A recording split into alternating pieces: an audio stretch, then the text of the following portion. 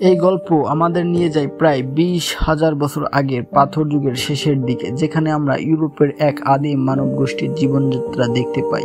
তারা দলবদ্ধ হয়ে বসবাস করত, একসঙ্গে শিকার করত এবং প্রতিকূল পরিবেশের সঙ্গে লড়াই করত। গল্পের কেন্দ্রবিন্দুতে রয়েছে এক কাবিলার নেতা, যার পুত্র শিকারে অংশগ্রহণ করে। তারা কঠিন শীতের আগে খাদ্য সংগ্রহের উদ্দেশ্যে বিশাল এক শিকারে বের হয়।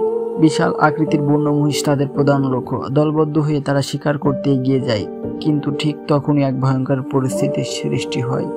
এক জঙ্গলি মহিষ আসমকা প্রধানের ছেলের দিকে ছুটে আসে। সবাই তাকে সতর্ক করে, পথ থেকে সরে যেতে বলে, কিন্তু ভয়ের কারণে সে পালাতে শুরু করে। মহিষটি তার সিংহে আটকে নিয়ে তাকে গভীর খাদের দিকে ছুটতে থাকে। নেতা এই দৃশ্য দেখে দ্রুত তাকে বলেন একটি তীর ও বর্ষা ছুঁড়ে মারেন মহিষের দিকে। বর্ষাটি মহিষের গায়ে বিদ্ধ হয়, কিন্তু ততক্ষণে মহিষ ছেলেটিকে খাদে নিক্ষেপ করে ফেলে।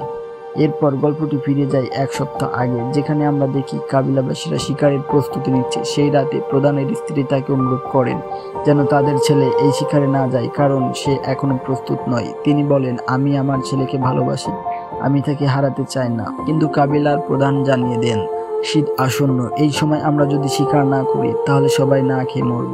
এটা বেঁচে থাকার লড়াই। তিনি চান তার ছেলে নিজেকে প্রমাণ করুক। পরদিন সকালে সবাই শিকারের উদ্দেশ্যে রওনা দেয়। দীর্ঘ পথ অতিক্রম করে তারা এক বিশাল পথের স্মৃতিসৌধে পৌঁছে, যা তাদের পূর্বপুরুষরা তৈরি করেছিল। এখানে তারা আরেকটি কাবিলার সঙ্গে সাক্ষাৎ করে, যারা একই উদ্দেশ্যে শিকারে এসেছে, শীতের জন্য খাদ্য সংগ্রহ করতে।